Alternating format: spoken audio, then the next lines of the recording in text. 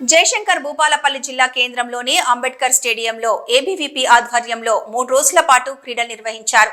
ఈ కార్యక్రమానికి ముఖ్య అతిథిగా బీఆర్ఎస్ పార్టీ రాష్ట్ర యువజన నాయకుడు సిరికొండ ప్రశాంత్ హాజరయ్యారు.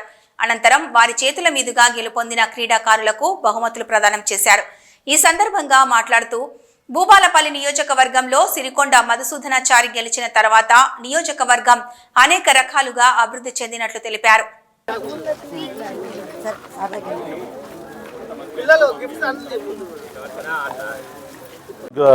హెడ్ క్వార్టర్స్ అయిన భూపాలపల్లిలో ఏబీవీపీ వారు ఇవాళ స్పోర్ట్స్ మీట్ నిర్వహించడం జరిగింది. ఇది భూపాలపల్లి నియోజకవర్గంలో నిర్వహించడం మాకు ఎంతో సంతోషకరం. ఈ నియోజకవర్గం గౌరవ మాజీ స్పీకర్ గారు ఎన్నో వేల కోట్ల నిధులు తీసుకొచ్చి అభివృద్ధి చేయడం జరిగింది. అధికారం వచ్చిన తర్వాత ఏ నాయకుడైనా ఇల్లు కట్టుకుంటారు.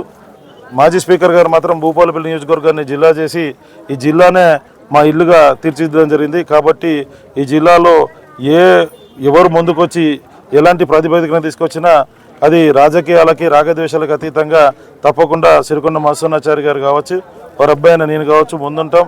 వారికి పూర్తి సహాయ సహకారాలు అందిస్తాం. ఈ స్పోర్ట్స్ నిర్వహించిన వారికి మరియు దీంట్లో పార్టిసిపేట్ అయిన పిల్లలందరికీ కూడా నా యొక్క అభినందనలు తెలియజేస్తున్నాను.